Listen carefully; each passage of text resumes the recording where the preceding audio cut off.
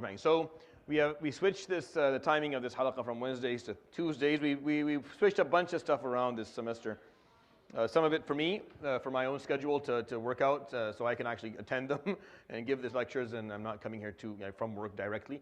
And also to give me some time off on the week and the weekend, because for the last 2 years it's been 7 days a week, and that's not healthy. And also to offer people who can't attend certain things an opportunity to attend if certain days are off limit for them. I don't think Muhammad was saying that we had not promoted this.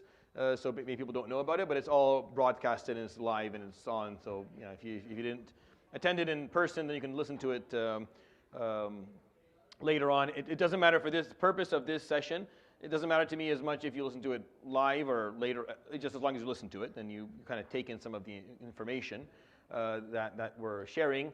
The follow-ups will be, the sisters have their own follow-up, the brothers have their own follow-up, and then the general group will have follow-up every couple of sessions. I'll give like a Q&A, like a half-an-hour Q&A opening for those who want to just talk or comment or ask questions about the topics. What I was hoping to do this week and next week and maybe the week after, just for a few weeks, is to just go over the breakdown a little bit of what I'm trying to do, because a lot of people who are joining this halaqah weren't at the beginning, so they missed the introductory piece and kind of what I explained of why this is important, and what the tashjir, as they call it, how it branches out, like what the tree looks like in terms of the knowledge itself and what the expectations are. And at the end, after I go through that, I'll explain to you what I'm going to be doing over the next couple of weeks. As if you've been attending, maybe if you attended the last 3 or 4 months, it was all about self-honesty. It was the basics of self-honesty, self-accountability. And I say basics because none of the topics that I'm covering here am I covering in full, like where you don't need to know anything else. I'm just trying to get you to think about the basics and get you contemplating the basics and practicing some of the basics. All the topics have much more to them, and that's a struggle for me really to know when to hit the brakes or slow down a bit and move on to something different so people get bored. So here's how the Muslim's requirement. There are 3 things you have to have. You have to have a maslak and a madhab and a mashrab. There are 3 things you have to have in your life. A maslak meaning in terms of your i'tiqad, your theology, your doctrine. What exactly do you believe? How do you understand the world? How do you understand the universe? How do you understand yourself in it? How do you understand God? And for Muslims, Ahlul Sunnah wal Jama'ah, that's kind of what brings us together. We have the same aqeedah in general, but you have to know it well, because there are a lot of controversial pieces and there are difference of opinion on stuff. So you have to understand exactly what it is that you believe. And to fix this piece, you just need to attend 1 or 2 aqeedah courses and study aqeedah. You'll have that. So you need a maslak. And you need a madhab. You have to have a way to worship God. Like you have to know how you're going to worship Allah, how you're going to please Allah subhanahu wa ta'ala, through which method or methodology are you going to do it, because salah comes in different forms. It's not identical between the different schools of thought. You can't just make something up as you go along. You have to have some resource or some marji'iyya. You have to have someone that you turn, a reference that you turn to say, okay, how do I do this appropriately? That goes with your salah, your siyam, your hajj. You have to have a madhab, and then you have to, and these are simple things. That's your Islam, your iman and your Islam. And then the third one, your ihsan. You have to have a mashrab. You have to have a suluk, a way to purify yourself, a way for spiritual, ethical-oriented growth. Like you have to have something in terms of that piece, because that is really what the story of your life is going to look like. How do you build yourself? How do you deal with yourself? How do you improve as a human being? It's one thing to understand the world a certain way. It's one thing to behave, to perform certain rituals in a certain way. There's a third thing, to observe within yourself ethical and value-driven improvements and changes in the way that you would respond to difficulties, or respond to ease. And everyone needs these 3. And that's really what that's misdaq hadith Jibreel, as it's known. The hadith of Jibreel alayhi salam is a hadith where Jibreel came to the Prophet alayhi salam and asked him, Mal Islam and Mal Iman, Mal Ihsan. These are the 3. Iman, that's your i'tiqad. Islam, that's your madhab in terms of practice. And ihsan, that's your mashrab. So every Muslim needs these 3 in their lives. And you have to know kind of what it is that, and they may differ. We may not be identical, and that's okay. Not everyone may, you may listen to some of the things I talk about in Tazkiyah, and some of it may land with you, and some of it may not land with you. And that's all right. No one is claiming authority or autonomy or censorship of a discipline of knowledge, but you have to have some method or methodology of dealing with these changes inside. If you have to have something, if you're like, I don't like this guy and what he's saying, no problem, find someone else though. Don't make the alternative that you sit with nothing. Right? Don't make the alternative that I'm not going to touch this ever. No, no, no. You don't have, like one of the shurut, by the way, one of the conditions of you learning a maslak or a madhab or a mashrab is that you have to be able to take from the sheikh. Like you actually have to be willing to listen to them. You have to enjoy their rhetoric and their narrative and the way they do things. If you don't, then you are obligated to go find someone that you do, so that you may learn from them these things. Just like a physician cannot learn medicine from textbooks, a Muslim cannot learn their deen in totality from a book. They need someone to teach them, and that's why aqeedah has to be taught. Madhab has to be taught, and the mashrab also has to be taught, one way or the other. So it's important for you to do this, and regardless of whether you stick around for what I'm teaching or not, it doesn't matter to me. Just as much as it matters to me that you understand that it's your obligation to figure this out, so that you can grow as a person, so that you can worship appropriately, so you can have a proper aqeedah and theology, and so that you can grow as a person on the inside. All right, so this is probably, because we talked about, anyone who was with me in the early Aqidah days, or early Tazkiyah days, we talked about this in extensiveness. There's probably some pictures that still exist from 2022 when I put them on the board and we went through them. So I'm just repeating them for those who were not a part of the early, so you understand why I'm doing this and why. Because Aqidah, there's a lot of courses that you can attend. Fiqh, there's a lot of courses you can attend. The Mashrab piece, which is the third piece, which is what this Halaqah is about, this is less available. It's less available. And it's one of the three, out of the three, it's the one that you can't afford to attend from afar. Like you can have a sheikh in fiqh that maybe lives afar. I don't recommend it. It's not a smart idea because you don't get to actually ask them questions, and they're not living with you in the same country, so they don't know what the actual needs of the country are, so they're giving fatwa to you that may not actually be appropriate for where you're living. So I don't even recommend it for that, and for aqeedah. But for sure, for the concept of suluk and the mashrab suluki, you cannot do this from afar. You have to be in some degree of proximity and the vicinity of the person who's teaching you, so they may observe you, you may observe them, and there can be some degree of feedback and conversation. There's some buy-in, and you can actually learn from them, and they can hold you accountable to some of the teachings that they're holding. It's very important, that piece. The Prophet ﷺ, it was that interpersonal piece that allowed the Sahaba to grow within their lives, right? So what are the four categories of Tazkiyah? Categories is different than pillars or rules. Categories is four. When I'm teaching, when Tazkiyah is being taught, there are four categories that need to be touched on. I have struggled doing this in this country I've struggled with covering all four. I find it very difficult to cover all four.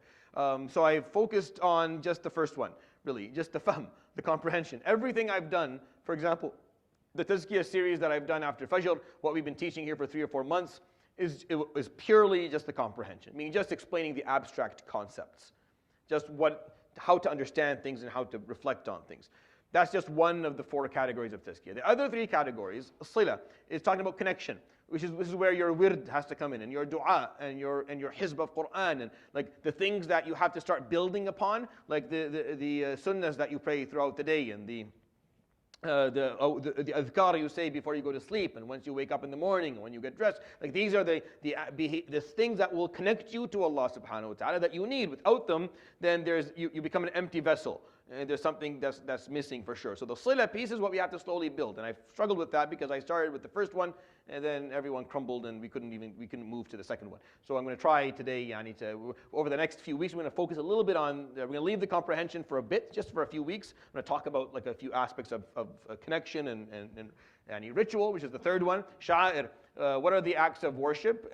Not from a fiqhi perspective. I'm not going to talk to you about like how to make a proper wudu and what Abu Hanifa said and what Imam Malik said. No, you can do that in a fiqh session. Here we're going to talk about a little bit how to do it spiritually appropriately, how to perform these actions spiritually appropriately, how to improve the quality of your salah and salah will take the lion's share of the focus and the time in comparison to other rituals. Like I won't spend like the time that's spent on the ritual, the siyam, for example, or zakah or hajj is very limited. It doesn't take very long, but salah is the one that takes it because that's the one that's daily and it's multiple times a day, and you'll do this all your life. Hajj, if you're fortunate, you'll do it once in a lifetime.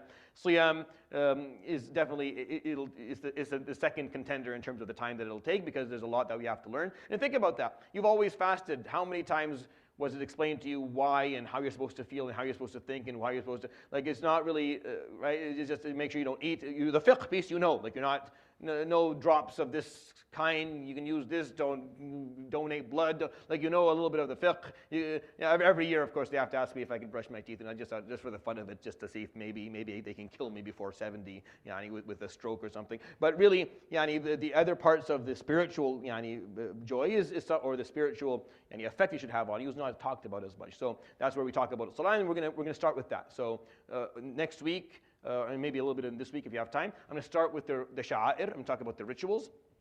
We're going to begin with salah, and we're going to kind of go over what it is. Like, what is it that we're trying to achieve with it, and what tips you need to have. And we'll share these slides, inshallah, with you. And the fourth category is suluk. Here are the exercises. Exercises are one of them. It's a category within Tazkiyah. You need it. You have to be willing to try things, like to go ahead and test yourself and perform an exercise and see how you respond to it and see how easy it is versus how hard it is. If you're not willing to try these exercises and struggle with them and fail and then come back and talk again and fail, then you're not going to learn. You're not going to grow. Growth only comes from you trying things. And the beauty of Tazkiyah is that you're in a secure, protected environment and you're trying something. It's better than life slapping you with it and then you just have to wing it and see if it works. You get a chance to actually perform. It's like a prova. It's like before you get on stage and act it out, you get to do some practice before and see how would you deal with stuff. And all of the exercises in Tazkiyah are designed to be simple. Like they're unidimensional. It's just one. This exercise is helping you understand one thing. And it's fascinating to me how much sass I get about any exercise I give, an argument and pushback and, yeah, Sheikh, just try it. Just go give it a shot. Just try it. No, we need to, it's like it's like giving, I can give chemotherapy easier than I can ask someone to try a simple Tazkiyah exercise. That really is just, I can convince someone to do this easier than I can get someone just, go try and perform an action that you don't like that's beneficial to someone else. And we have to, it's a PhD dissertation to explain why you need to do it. And the reason is that, and most people won't admit it or won't think about it, that the nafs doesn't want to do it. As a child, when the child doesn't want to do something, what does he do? He stands there and he keeps on asking questions and he keeps on stalling and coming up with excuses because he doesn't want to do it. He doesn't want to do it. Take out the garbage. But he's like, listen to me, look at me. Pick up the bag, walk down the stairs, and put it out. Not another word. But they want to keep on going because you just don't want to do it. So when your nafs is doing the same thing, it heard the exercise, doesn't want to do it. So it's going to keep on finding ways. Well, why do I have to do it this way? I don't see the benefit. But just go and do it. And then you'll have a reference point. You'll come back. I am expecting you to perform it, fail, feel a certain way, and come back and talk to me. Or bring that in so that I can, okay, that's why did you feel that way? This is why. Now you're like, oh, it's a eureka moment. Let's try again now. Now try again knowing that and see how it works. And as you do it that way, slowly you start basically peeling the layers of the onion to figure out why it is that we struggle with certain behaviors. Why do we struggle with certain problems? Or you can live your life with not never knowing and never understanding, never able actually to make progress on a personal level. And most people, a lot of people do. They don't make progress on a personal level. So these are the four categories of Tazkiyah. We have to understand the concepts. We have to understand the abstract concepts of honesty and tawadu and rahmah. We have to know what they mean and what they mean to us. We have to focus on behaviors that are designed to connect us to Allah subhanahu wa ta'ala. We have to focus on the rituals, the actions that Allah subhanahu wa ta'ala made fard for us, and we're going to focus on the ihsan piece, like the piece that is spiritual.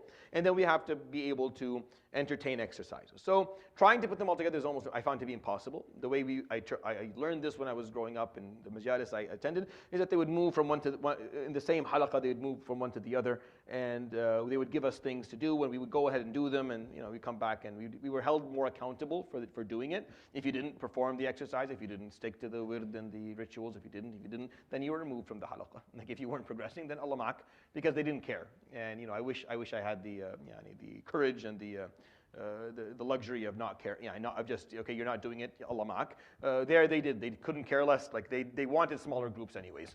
Like if too many people came, it was as a headache. They were hoping the half of the people slushed off so they could actually teach to the smaller groups. But for the purpose of doing this, we're trying to keep as many people on with us. But remember, really, without the exercise, without the practice, without the effort, it doesn't really take you very far. It just turns to another lecture that you listen to. And Tazkiyah, is dangerous if it turns into a lecture, meaning if you're just listening with no willingness to apply it on yourself, right? Why? Because there's the rules. The first rule in Tazkiyah is that everything that you hear is about you. It's all about you. Nothing you listen to here is for you to project on another human being. Nothing. There's not one word that I'll say in this halaqah that you're allowed to take and project on your spouse or your child or your friend or your enemy. Everything that you listen to here, you're going to project on yourself. You're going to take it and you're going to apply it to it's all about you. What's the first three rules of Fight Club? It's about you. It's always nothing. Do not take any of this and apply it to someone else. If you do that, then you've defeated the purpose of this halaqah. This is not a psychology course. One of the most annoying people on the planet are people who attended a psychology course.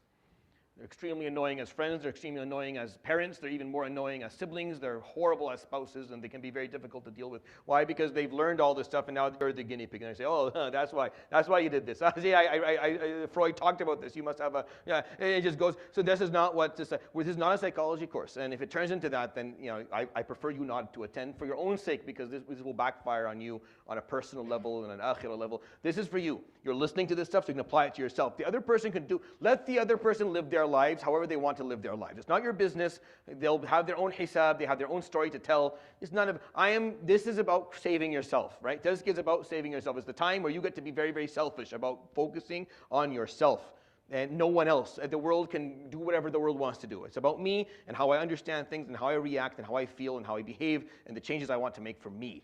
There's no other purpose for this halaqah aside from that. If you don't have that purpose, then excuse yourself for your own sake. Again, for your own sake, because this information ends up harming you in the long run. The second rule is that you have to perform the daily wird. And we're going to talk about that today. I'm going to stop at that today and talk about that a little bit. This is the ahd. This is what they call the covenant. You have to start with the daily wird. The wird is very simple. It's not very complicated.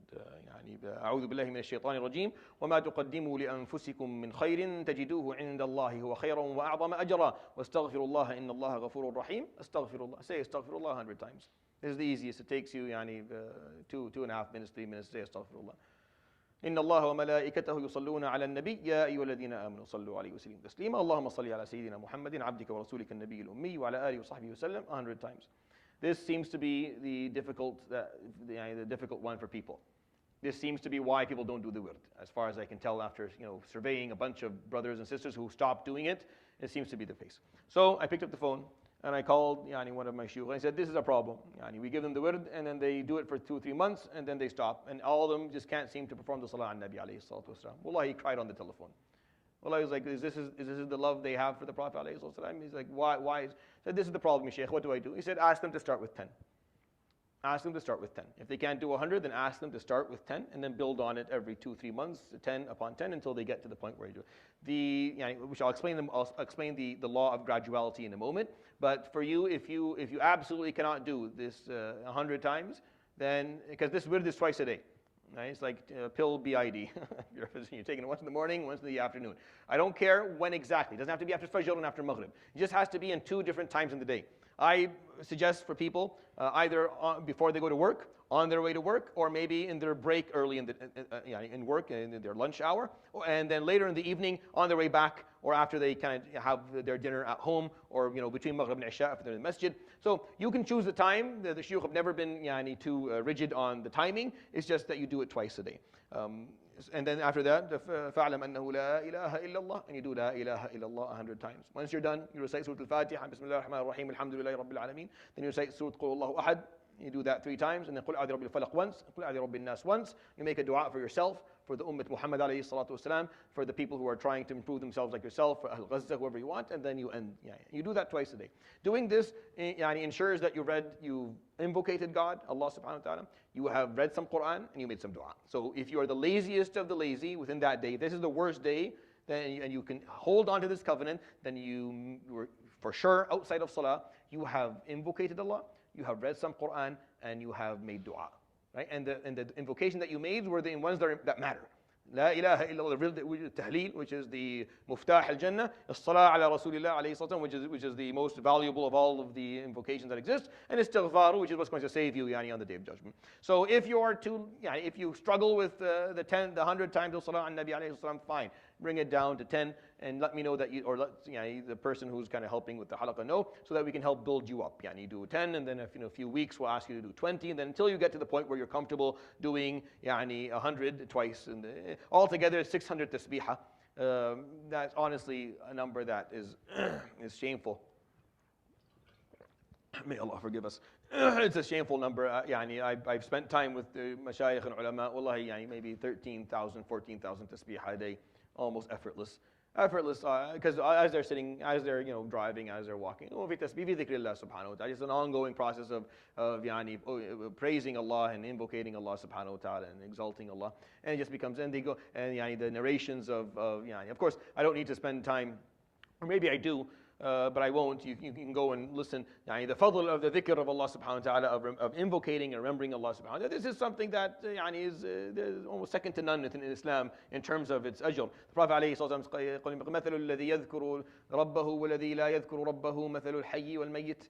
The example of someone who invocates Allah subhanahu wa ta'ala daily and someone who doesn't is the example of a dead person and a live person, like between life and death. This is how he sees it, alayhi salatu wasalam. And then he would say, أَلَا أُخْبِرُكُمْ بِخَيْرِ أَعْمَالِكُمْ وَمَا هُوَ خَيْرٌ لَكُمْ مِنْ إِنْفَاقِ الذَّهَبِ وَالْفِضَّةِ وَأَنْ تَلْقَوْا عَدُوَّكُمْ فَيَضْرِبُوا أَعْنَاقَكُمْ وَتَضْرِبُوا أَعْنَاقَهُم. What's better for you than performing, giving all of the dhahab and the fidda in the world away and fighting in combat and battle? فَقَالَ ذِكْرُ اللَّهِ عَزَّ وَجَلَّ. And Abdullah ibn Busr, and the famous hadith, قال يا رسول الله أوصني فقال لا يزال لسانك رطبا بذكر الله. May your tongue continue to be in a state of moisture, of remembrance of Allah. It's like again, if you die, it's like you're going to die. So you keep it moist with the remembrance of Allah subhanahu wa ta'ala. To يا الذين آمنوا اذكروا الله ذكرا كثيرا وسبحوه بكرة وأصيلا واذكر اسم ربك وتبتل إليه تبتيلا. The verses are in abundance, and so are the ahadith of the Prophet alayhi salatu wasallam. The examples of the Sahaba like Uthman radiallahu anhu, Abu Hurairah, who would their adhkar would reach up to 50,000 a day and 60,000. You think it's impossible because you can barely do 600, but if you learn to do this slowly, you'll find that it does increase, and it becomes a barakah of your time. And I'm not saying that you stop critically thinking about things, or stop studying, or working, or conversing. You find that there's a lot of time that's not being used for anything of any benefit, and when you insert the dhikr of Allah subhanahu wa ta'ala, there's benefit in it. So I need you to focus on doing the wird. This is a daily activity. It's very important that you learn a lot from doing it. If you don't do it, then I'm not able to actually build on it, and I can't really discuss with you the implications, because when you start doing this, you're going to find some struggles. There are going to be some difficulties with doing it, and that will offer within the discussion windows for me to talk to you about things. I'm going to give you an example, because most of the shabab who attended this before know this example because they heard it. You do it for a while, then I'll ask you, how about you do with one of the awrad a day. Do it in a proper position. What do you mean? Meaning having wudu, sitting towards the qibla in a quiet space. And I don't even ask for you to do it every day that way. I ask you to do it once a week that way. And people struggle with it. Why? Because what you'll end up doing as you learn to perform this is that you'll find time to do it where you are busy. Like you will find that the best time to do this is when you're commuting, right? When you're commuting. On your way back on their way, no problem. That's why most people will find that the struggle of doing this is on weekends, because they're not commuting anymore. I had one of the brothers tell me I don't commute on weekends, so every Saturday I wake up and I get in the car and I drive 20 minutes and I do it again in the afternoon so I can get it done. And it just shows, but you're learning something about yourself, because why is it that you can't do it in a chosen time, properly dressed, properly with wudu, with it? Why? Because it's all about the time value. For you, this is an activity that can only be done in dead time that has no value anyways, time that you don't care about to begin with. Might as well put wird in it. But to do it in a time that's actually chosen for it seems like a burden, because you don't think this is an action that's actually beneficial. Now you learn something about yourself. That makes sense. When you do it and you struggle with it, then you can feel, okay, this is why I can't do it that way. This is why I can't seem to find the proper time for wird. And everything that you can't give time for is because you don't really see the benefit of it. Like you don't really see it to be important. You may claim to see it, but you don't really see it to be important. Because if you did, you would have no time investing your time doing it. You would have no issue. You have no difficulty investing your time in actually doing it. And this is an example. And we gave it to the shabab, and it was a struggle. How do I can't seem to find the time to sit down and just do dhikr. Yeah, that's okay. That's because you have not valued this action yet. You're doing it because Yeah, you're semi-convinced that it's important. You feel the obligation, but you're not really convinced that there's barakah and nur and importance to this, that this is worth putting in your calendar. That makes sense? Like, what you have in your calendar, the stuff that have to happen. Can you schedule in your calendar? And some people did. And those who scheduled in their calendar, by the way, found a different response. And those who actually put the calendar, this is 20 minutes where I'm going to sit down and do nothing aside from the wird. Or number 3, which is the contemplation. The third rule is contemplation. You have to perform tadabbur and tafakkur and ta'ammul. There has to be a certain degree of contemplation. You have to reflect and have deep thought. Without this, this halaqah is absolutely a waste of time.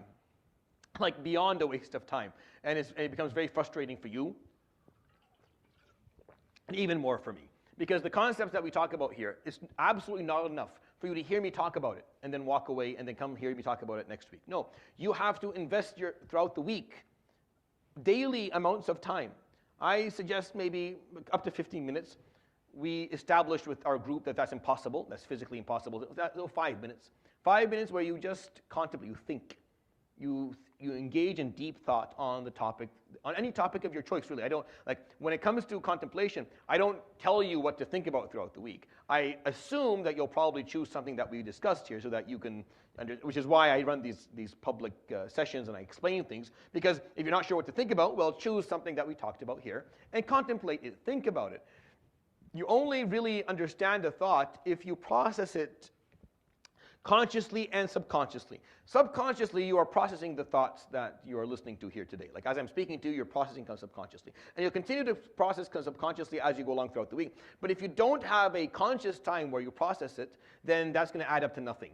Or it's going to take a very long time for any of this stuff to add up to nothing, to add up to something reasonable. I'll give you an example. For children don't contemplate most of the time. It's almost impossible to get them to do that. If you can, and you do find a child that contemplates, then that's a special kid, because most of them don't do this, right? But those, and that's why it takes a lot of repetition. Like we have to stand there and repeat the same value 50 times. Why? Because we are not talking to them. We are talking to their subconsciousness. Themselves, they're not listening to you. If they actually listened to what you were saying and thought about it, khalas, then we wouldn't have to repeat it. But because they're not really listening to you, their minds are somewhere else. I am speaking to the part of the recording device that they have, the qalb, that is recording all of this. You repeat it long enough, and then that will one day kick in. Sometimes it takes a long time. In some situations, the kid, he listens to it for 5 years of the same values and gets lost for 10 years in high school and then comes back later on. What brought them back? It's that sound, that subconscious that finally kicked in terms of the values. But you are not a child, and that's not how this is supposed to work for you. You're supposed to be able to actually take time and contemplate deeply and think and reach conclusions and scratch earlier conclusions and do that again. You will not become the master of an idea by thinking about it once. You will absolutely not become the master of an idea by thinking about it once or twice or 3 times. Tafakkur wa tadabbur is an ongoing process for you, as it was for the Prophet ﷺ. This is the action that made him Muhammad ﷺ, if I may. That what made him the Prophet is the months that he spent in deep thought, in Ghar Hira, in deep tadabbur and tafakkur, trying to break down the philosophy of being alive, what it meant, what values were, what purpose meant, and these are words that are said that seldom understood on a level that is connected with. And then the 4th rule is exercises. You have to perform the exercises. So exercise is a category, but it's also a rule, meaning there's always going to be, you have to do this. You have to make sure that you perform exercise and you try them, and they're safe environments to experience isolated abstract concepts, for you to experience arrogance or experience vanity. You need to try something, and then you'll feel it for a moment, and then go, that's what that feels like. Why? Because I'm identifying a feeling for you. So the next time you feel it, you know what it is. So the next time you feel something about something, you're like, oh, that's actually not a good feeling because I've felt that before, and that's a negative, toxic one. Because most of the time we don't even know what we're feeling. Most of the time we don't even know what our feelings are. We just, we've been conditioned to behave in certain ways based on feelings. That's why some people, stress eat, or they stress and get angry, or they do. Well, why are you doing this? They don't even know, because they felt a certain way. They don't even know what they felt, and now they're behaving in a way they don't even know why they're behaving. That's not a good way to live life. It really isn't. That means like your life, you're not really living it. You're kind of just going with the flow of whatever was built in you when you were a child, and now you have no control over any of it. And that's not what we hope for. So these are the rules of Tazkiyah. Everything we teach here is about you. Do not project this on other people. I cannot emphasize that enough. Number two, you have to hold on to the covenant, the ahd. You have to do this every day, as I explained it to you, right? If you're able to do 100 times, twice a day of Salah on Nabi alayhi salam, great. My sheikh offered, he told me I'm allowed to offer a discount for those who are lazy. So do 10 and 10, and then we'll build along as we go along if somehow you're not able to do it. But think about this. This is Muhammad alayhi salatu wasalam. Sallu alayhi. This is, and he taught us all of this stuff, so it's worthwhile. Number three, contemplation. There's always going to be contemplation. You have to do this daily. You have to give it time. I suggest start with 5 minutes a day. 5 minutes a day of, I don't know, putting earplugs in or sound canceling on, and just sitting with no distraction, no phone, nothing that can buzz in your pocket, and just think about something deeply and learn how to control your mind, because once you start doing that, it's not going to work. You're going to absolutely fail. You're going to find that there's a highway of random ideas that are just crashing into each other up there. And you're like, no, I want to think about this one thing. Guys, settle down when I think about, and you find, it's not easy to settle everybody down. It's not, because there's so many problems that you have not dealt with, and so many, especially now. This is, we don't. So look, before phones, you were forced to be alone in your mind for a while. Like you were forced to be alone inside your head for a little bit. Like for a little bit, if you're like you have to get in public transportation. You have to just sit there.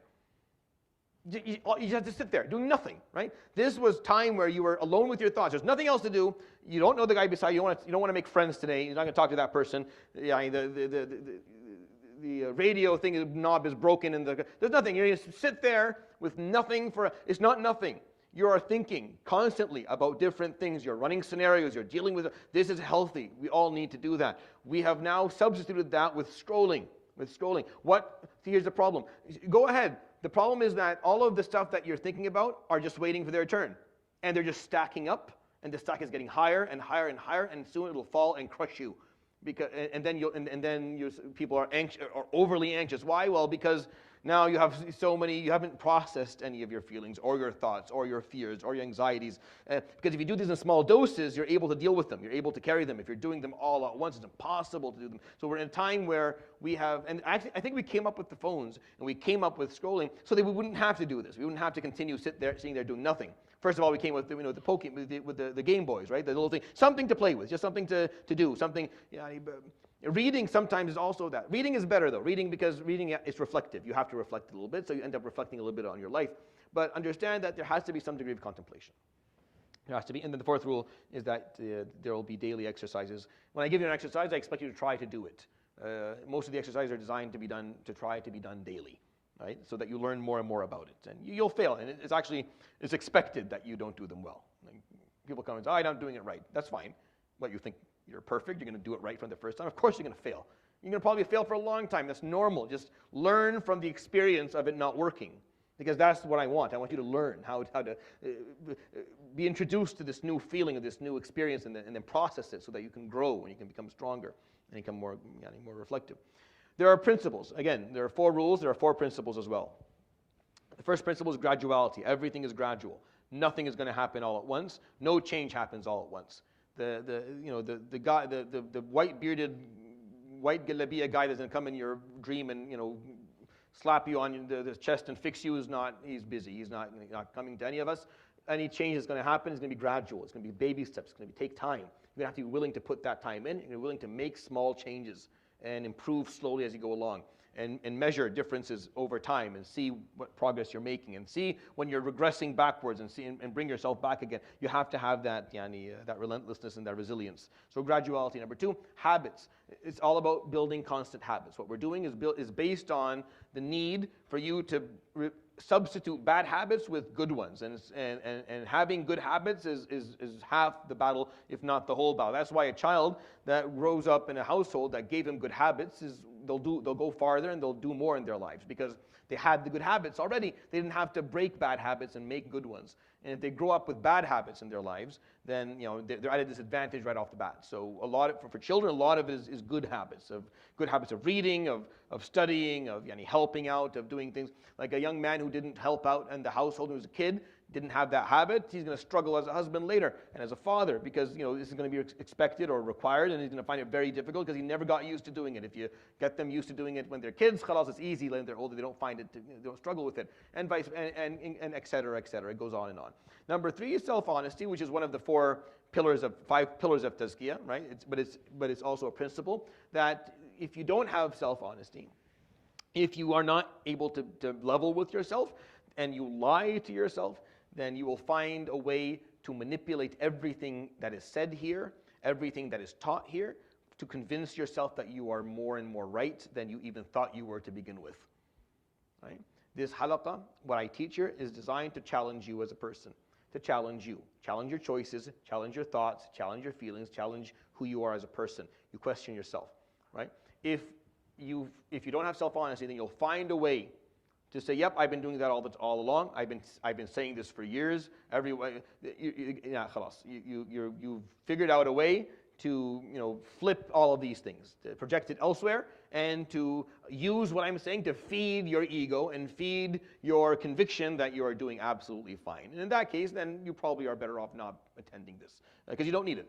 This is for people who feel that there's something missing and they want to ensure. So self-honesty is a third principle. The 4th principle of Tazkiyah is substitution or abstinence. When it comes to we focus on alternatives for any bad habits. When we're talking about, so first the habits is talking about positive ones. When it comes to negative ones, the principle is substituting. You can't just stop a bad habit. You have to substitute it. You have to something else that you bring in its place. If there's nothing to substitute it, there's no alternative, then you will not stop this bad habit. Like if someone who's smoking, want to stop smoking, putting the patch, using the gum, they're helpful, but it's not going to stop them because they need a substitute. What is the alternative? What are they going to do instead of this? What do you mean? Why were they doing this? To get rid of stress. What are they going to do to get rid of stress instead of this? Because the patch doesn't get rid of stress. The patch just gives you a bit of nicotine so that you don't, lose your mind in craving it. But you were doing something to de-stress. What are you going to do to de-stress now? If you don't have the alternative, you will fail every time. You will absolutely. There's no amount of drugs that will change. Same thing with people who gain weight. If you're gaining weight because you're overeating, you want to stop that bad habit of overeating. Well, you have to understand, why are you doing this? Well, because I'm de-stressing or I'm dealing with. So what are you going to do to get rid of that?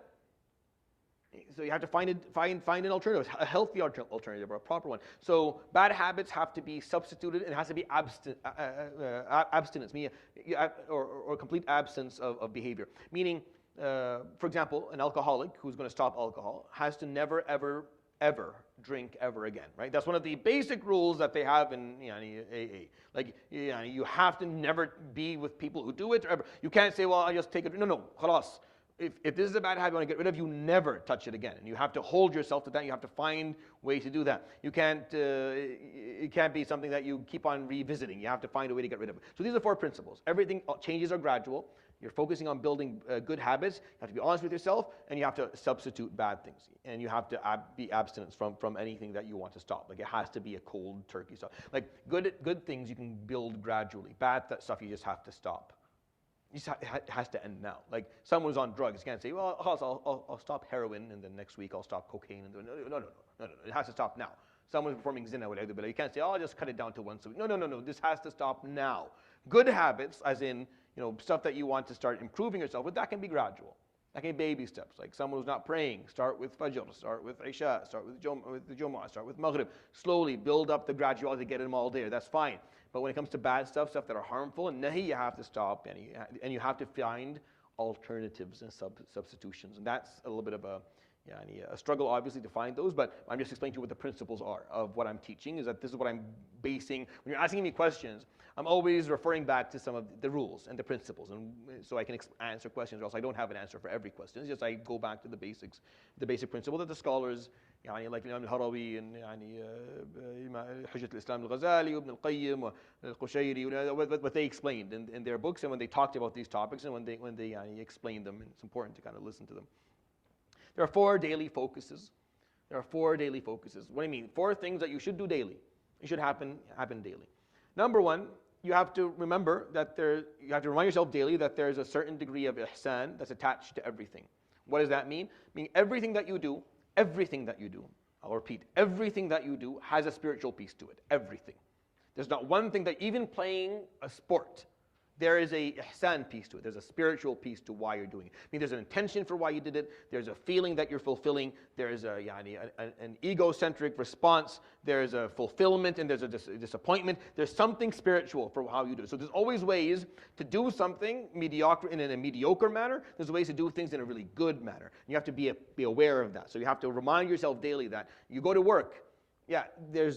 There's an ihsan piece to going to work. There's someone who just does the job, and someone who does the job really well and does it with the right mindset and actually helps you. So everything you do, there's an ihsan piece to it. Remember that there's always that level to everything that you do. And this is something I want you to start these. If you want to start, if you're listening to this today and you're like, I haven't really started, you start with the wird. That's the first thing. Second thing is you start with these 4. These 4 focuses, you write them down, put them down beside you, and every day make sure you just, and sometimes I say, what I advise people to do is that you're 5 minutes of contemplation on these 4, so that you learn to think about them daily. I want them to they have to become second nature to you. Like the observation of ihsan in everything that we do has to be there.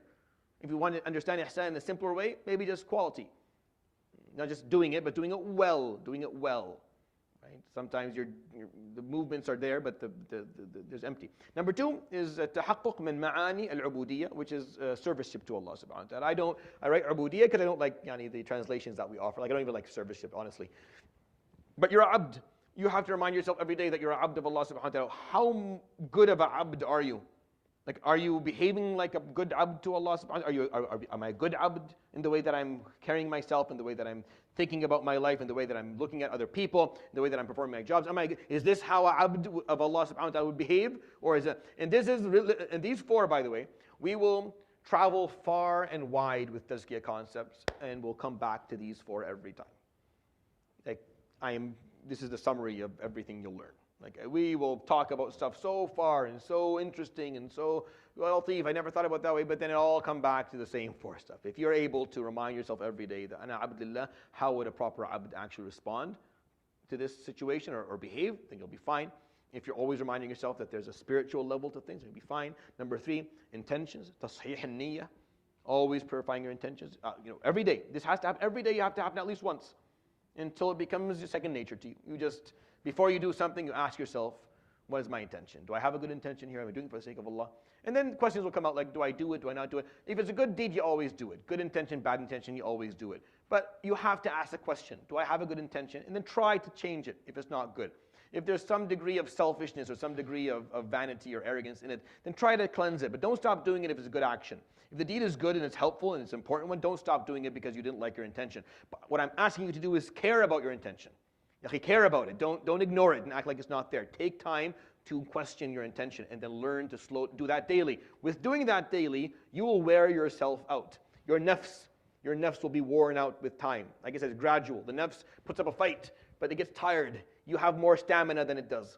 You have way more stamina than your nafs does, right? You don't want to do it because you're frustrated in life and you're fed up and you're already but you have more stamina than your nafs. So if you just stick to something, it will give up eventually.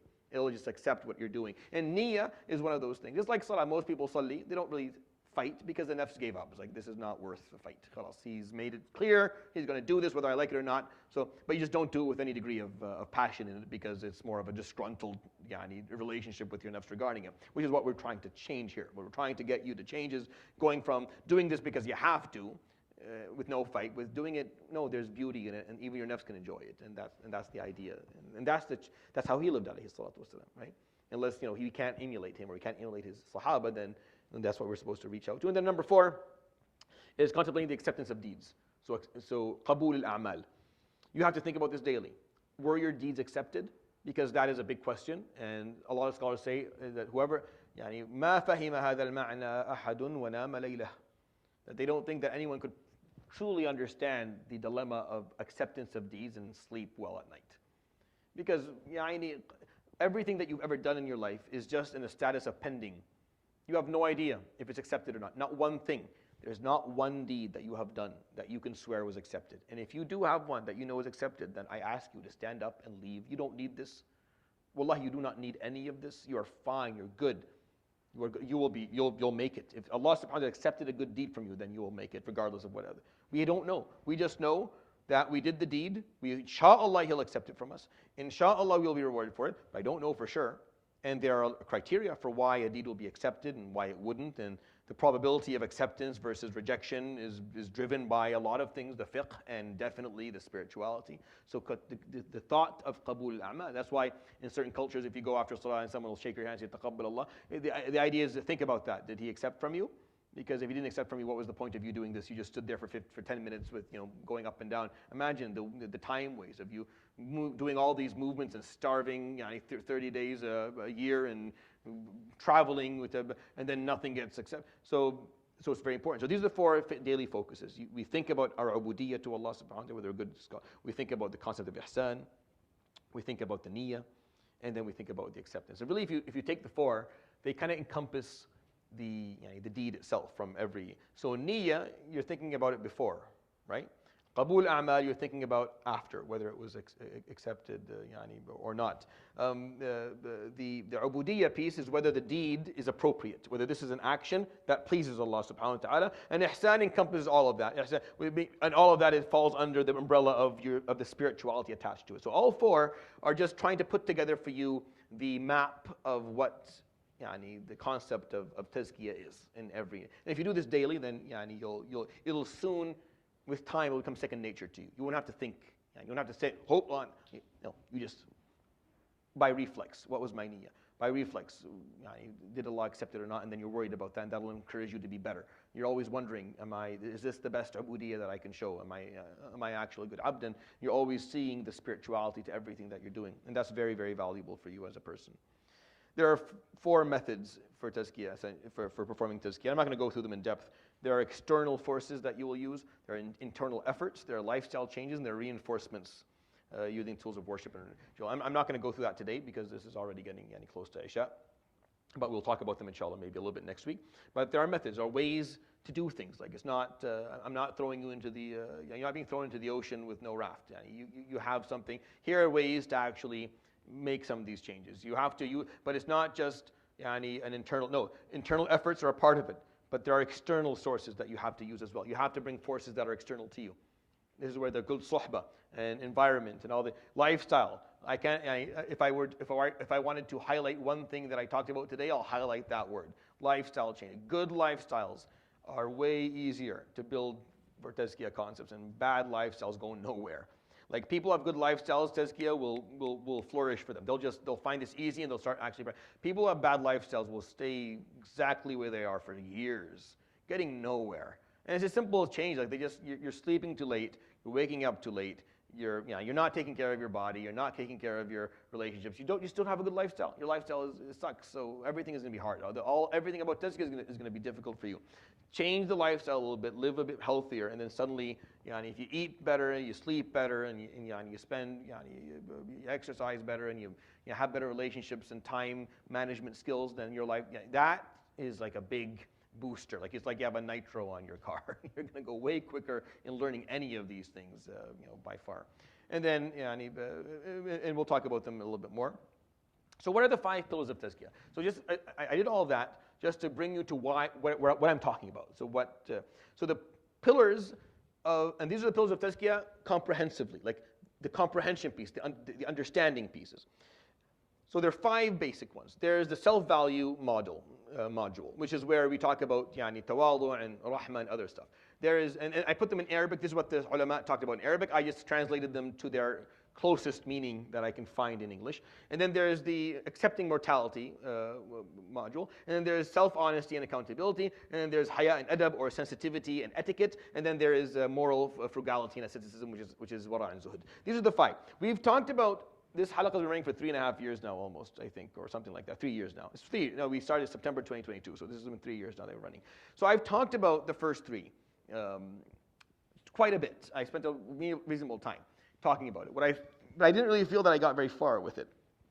Meaning I talked about it, but then, yeah, and kind of sizing the people who were listening to me and I didn't feel like the attendees actually got the concepts, because it's important that before I move on to other stuff that we actually comprehend the basics, or else you don't know how to build on stuff. So what we did over the last 3 or 4 months is we talked about self-honesty and accountability. I'm planning, and once I'm done these few weeks of kind of talking about the wird a little bit more and salah and getting ourselves ready with a little bit more kind of charged with the practices and stuff, that we restart the first 2. We talk about tawadu and rahmah, we talk about self-value for a while and derive, and we'll talk about mortality. Because believe it or not, these 5 are kind of sequenced. Like you have to start with the top and go down to the other. You never start with wara and zuhud. That's actually quite confusing. If I start with being frugal morally and being ascetic without the knowledge of what tawadu means, it becomes a complete mess. Yeah, a lot of actually extremism sometimes, or fundamentalism actually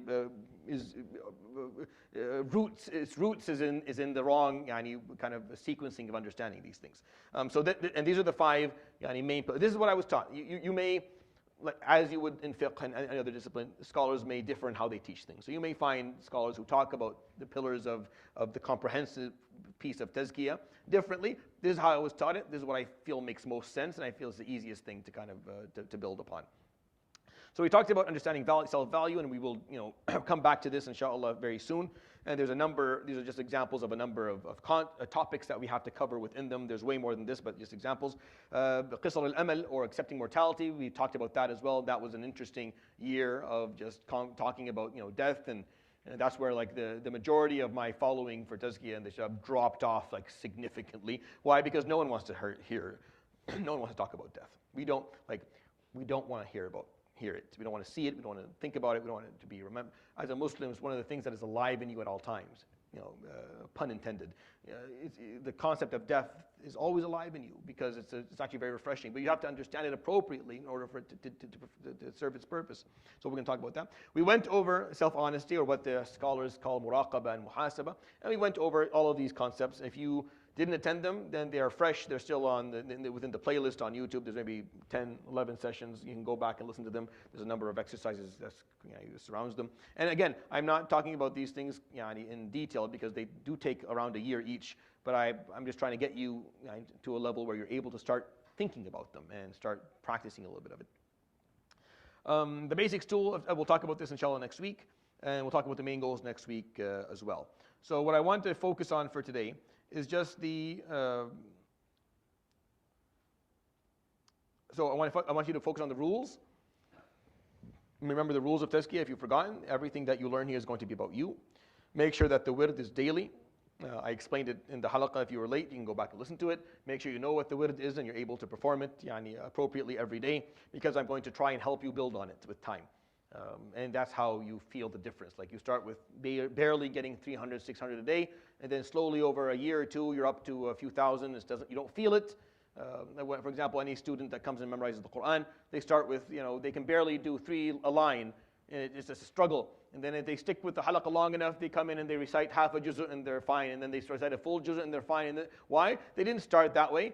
Right? They're not going to start. They take years to get there. So that graduality has to be there. That principle of graduality is there. So it works for everything else in life, and it definitely works for this. So start with the daily wird. Make sure that you give yourself 5 minutes a day of contemplation, where you learn to sit down and think about things deeply. Choose a topic in your life that matters to you. You don't have to do something that I'm talking to you about that you're not interested in. Think about your life. I'm sure there's something in your life that requires deep contemplation. I know that there is something that's annoying you that you want to think about. Just do that. But learn to isolate thoughts and think about them, and struggle with that so that I can help you. So I can talk to you about what you need to do to kind of better improve that skill. And then make sure that you are following along with the exercises that I offer. And then the daily focuses. These are the 4 things that you need to do daily. every single day. Make sure that you do them at least once, Stick to them. Stick to this. Remember that, think about your intention. Think about the acceptance of your deed. Think about the spirituality of anything that you're doing within your life, and make sure you're asking yourself if you're a good abd to Allah subhanahu wa ta'ala. Just do that every day until it becomes second nature, and I don't think about these four. I don't have to. They're there every time. Why? Because it's just practice. Practice is nothing. This is not a bragging point. It's just, if you practice, if you do it every day, it'll just become natural to you that you'll ask that question. And asking those questions is a healthy thing, and it will save you a lot of regret and struggle later on, because you have them as, they're like safety maneuvers to keep you on your toes and keep you focused on what you're doing and why you're doing it. So, and with that, inshallah ta'ala, we will continue this.